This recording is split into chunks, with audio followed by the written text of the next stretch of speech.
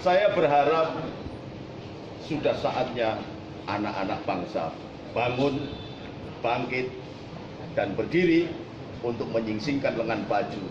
Bumi pertiwi memanggil kalian. Amin. Negara diambang kehancuran. Amin. Jangan bilang ada indikator apa tidak ada indikatornya. Goblok kalau tidak bisa melihat itu. Dan jangan tanya kepada kiai, kok kenapa kok ngomong begitu ada indikatornya. Nggak usah jadi kiai kalau tidak. Terus ini sudah pertarungan antar etnis, antar bangsa, antar suku, antar agama. Sudah merebak kemana-mana. Memang sampean picek semua apa nggak menonton internet apa nggak baca internet, nggak buka internet. Jangan bertanya dengan pertanyaan-pertanyaan yang konyol gitu loh. Ini bangsa sudah diambang kehancuran.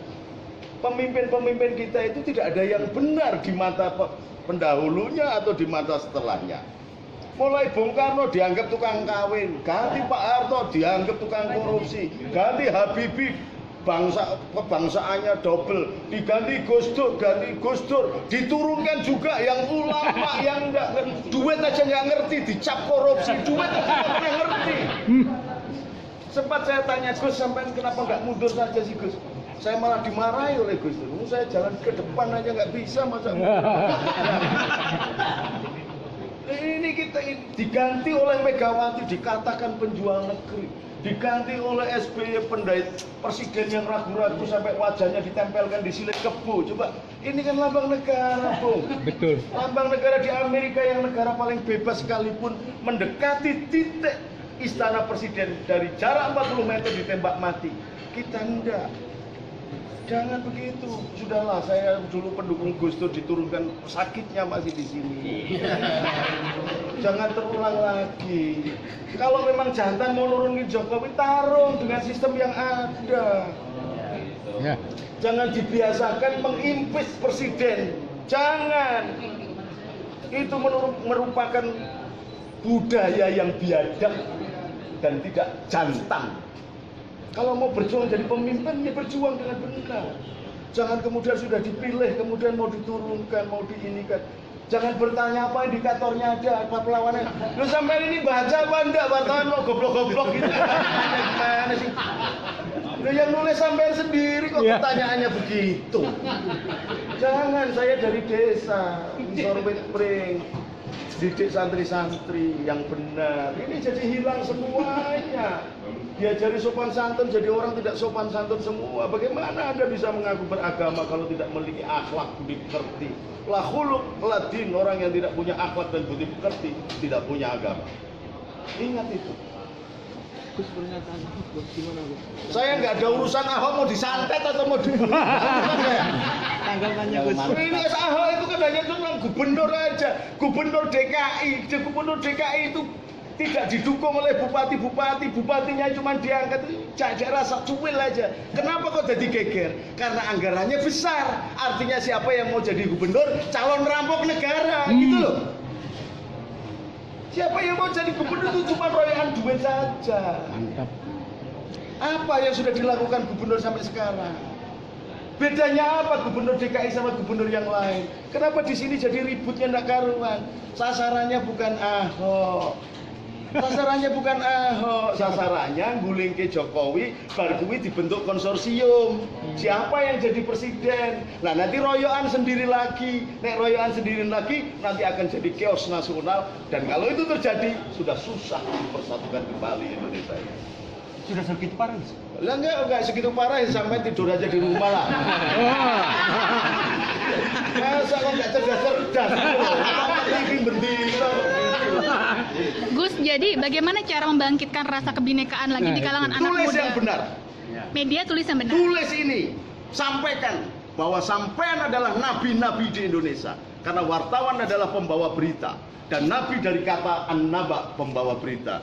Sampaikan kebenaran bahwa Indonesia memanggil engkau. Kalau itu terjadi, cepet Bung. Cepet Mbak. Karena apa? Indonesia ini dilindungi sendiri oleh Allah Subhanahu wa Ta'ala. Amin. Yang semula Soeharto tidak mungkin jatuh kok.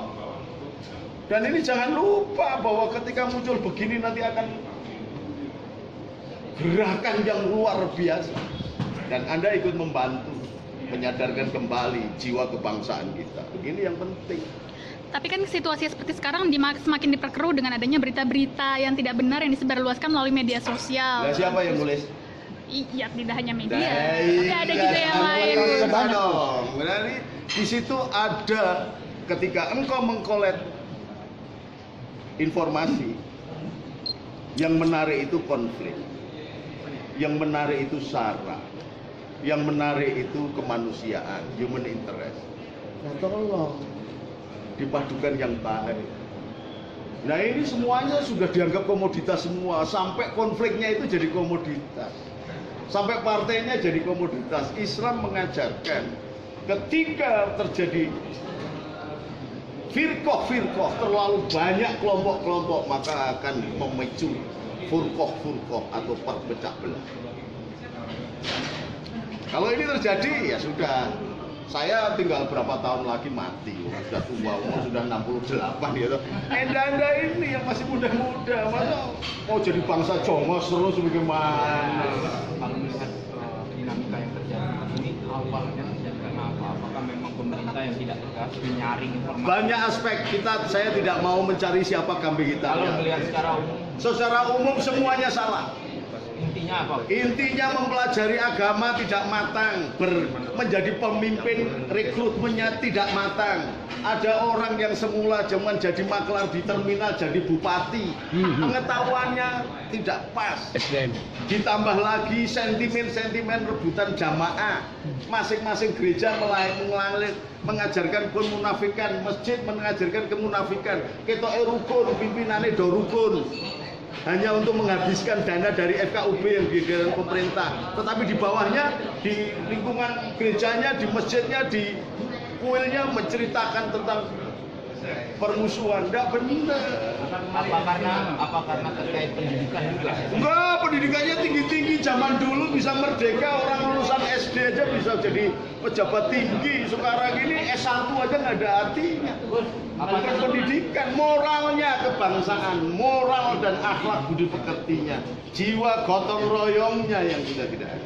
Apa itu terkait yang pelajaran PMP yang sudah? Ya nggak ada kok, PMP Pancasila nggak ada, budi pekerti nggak ada. Bagaimana sampai bisa menjadi bangsa yang bermoral kalau itu tidak ada? Gimana gerakan-gerakan semacam apa? Kembalikan ajaran Pancasila. Kalau P4 dulu dipakai oleh rejim tertentu, ya tolong P4 tapi yang tidak dipakai. Dirikan lembaga independen. Sekarang ini yang bikin malah lembaga hukum yang saling tumpang tindih. Ada jaksa, ada polisi, ada hakim, ada lembaga ombudsman, ada KPK, masih ada ini. Tumpang tindih gak karuan, masing-masing butuh setoran, Bung. Jadi makin kacau. Kembali ke sistem lama, konstitusi. Kembali ke Undang-Undang Dasar 45 yang asli. Intinya Itu adalah produk bangsa ini, bukan produk amandemen yang dicampur adukan. Amerika merdeka 150 tahun, tetapi baru berapa kali di amandemen. Dan undang-undang aslinya masih utuh. Kita baru merdeka berapa tahun, undang-undang dasarnya sudah di amandemen. Dari pasal 37 menjadi 137, itu bukan amandemen. Itu perombakan terhadap undang-undang dasar 45. Dan kita bukan Indonesia, Bu. Jadi berubah, mau silakan. Makanya ini kita akan mengajak, kenali lagi Bhinneka Tunggal Ikanya, Pancasilanya, bahwa gotong royong, bahwa sudah tidak ada kewajibanmu ente sebagai bangsa Indonesia berkewajiban membangkitkan ini negerimu. Kamu mulai lahir, mati, cari kerjaan, ngising di sini kok tidak bertanggung jawab, munafik sampai tidak bakal masuk surga. Apapun agamanya. Terima kasih. 0818 249 033.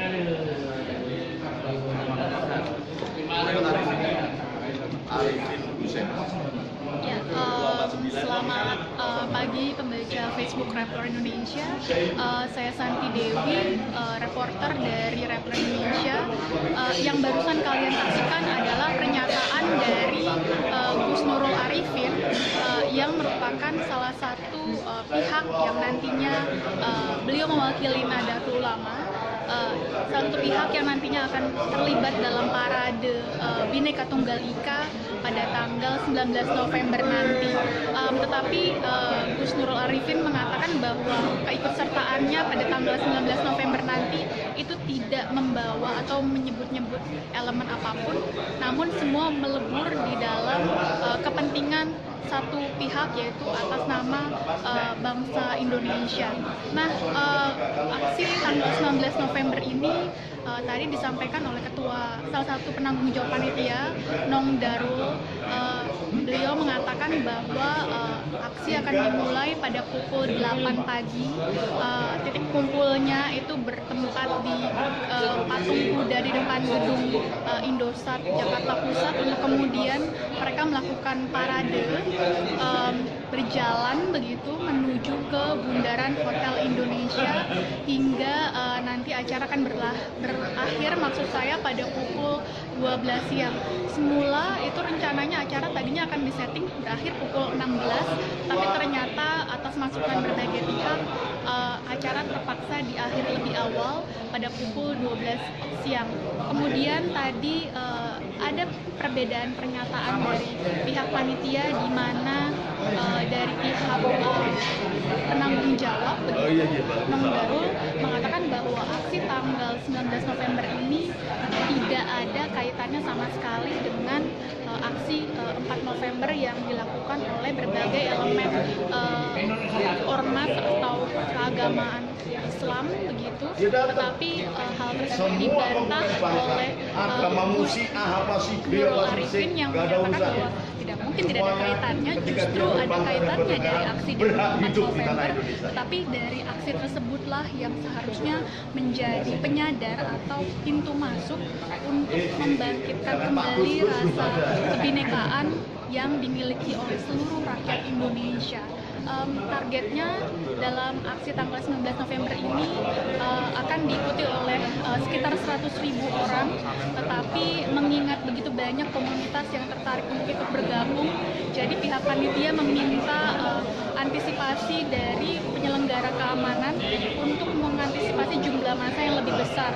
Namun mereka dari pihak panitia, maksud saya, memastikan bahwa aksi akan berjalan damai, tidak sama seperti pada aksi 4 November, tapi lebih kepada ada parade, kemudian ada juga semacam showcase kesenian dan budaya asli Indonesia seperti tari-tarian, ada juga pencaksilat, dan ada panggung rakyat yang akan nantinya di set up begitu di area bundaran Hotel Indonesia.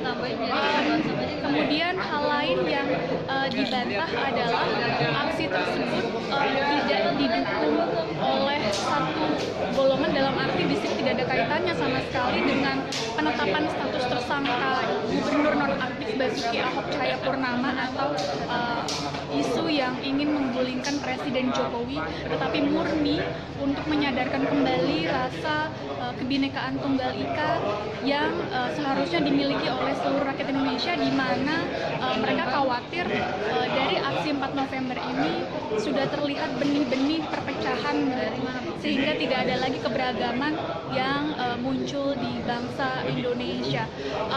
Itu dulu pembaca Facebook Rappler Indonesia yang bisa saya share kepada kalian. Kalau kalian ingin melihat cerita lengkapnya, silakan cek ke situs kami di www.rappler.com/Indonesia, atau juga bisa disaksikan cuitan saya tadi di akun Twitter saya @santidewi888. Kemudian Rappler Indonesia nanti akan meliput secara live kegiatan Parade Bhinneka Tunggal Ika ini pada hari Sabtu mendatang gitu ya. Jadi don't miss it. Itu saja. Terima kasih membaca Facebook Rappler Indonesia. Selamat siang dan jangan lupa makan siang ya.